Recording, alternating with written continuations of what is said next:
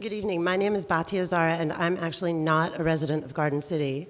I'm here this evening because I was volunteering for the Board of Elections. We're holding early voting this week, and one of the reasons I asked to be allowed to work in this community is because the building is so beautiful. I actually thought that they were going to put us inside St. Paul's. Until I saw the pictures, I realized that that's not an option. So my question is actually a legal one. It's a bifurcated legal question. The first is, I noticed that there was a mention earlier that you could have greenhouse space, for example, that's on a non-commercial basis. And I'm curious if that means non-commercial means not-for-profit.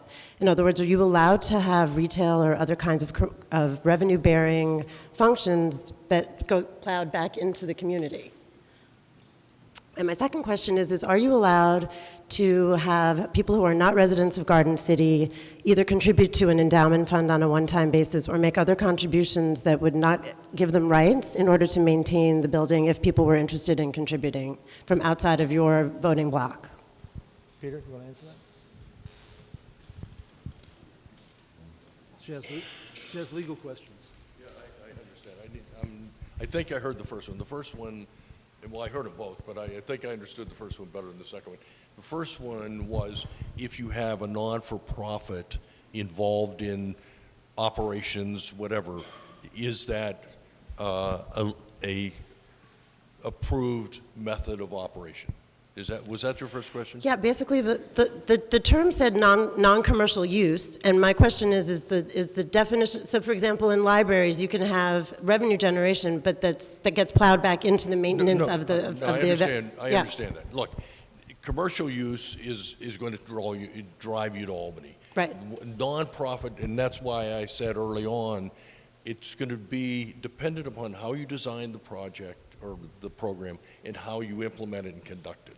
And so to say, it's very difficult to give you just a bright line answer that says nonprofit, yes.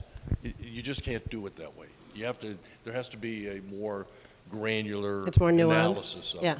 And the second one was use by outsiders. Was that it? No, contribution for example, if you wanted to build an endowment fund. Oh, I haven't really focused on that. I mean, there are ways to have a foundation, for example, that would raise money that then would be used for the operation or the capital Friends of St. expenditure, Paul's, whatever yeah. it is. Correct.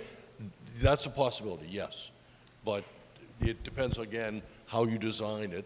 Right. Is it a legitimate charitable goal or designation? So Kickstarter a lot campaign. of this is still in the most, Frank may not agree, but it's still in a very fundamental,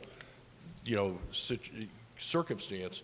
And as we go through this, we're trying to develop programs that, one, meet the community's desire, if there is an activity that meets their desire, and then how do we fashion that? As I say, our preference would be not have to go to Albany, and how do we do it without putting a burden on the taxpayer? So contrary, I don't disagree with Peter. Historically, we're going to look at a number of different sources of money, right? First, remember our rule is what's affordable, okay? If it's not affordable, we don't want to be seen as driving any group out of this village, whether they're very young or the very old, okay? Number two, so where do you get those funds? We are going to look at grant opportunities, right? And we're going to look at philanthropic opportunities. Several years ago, the Committee to Save St. Paul's, of which I was a founding member, did a philanthropic drive and was able to secure a significant amount of cash. We would certainly consider doing that again for this opportunity, okay? I hope that answers your question. It does, thank you. And if you'd like to help, you're welcome.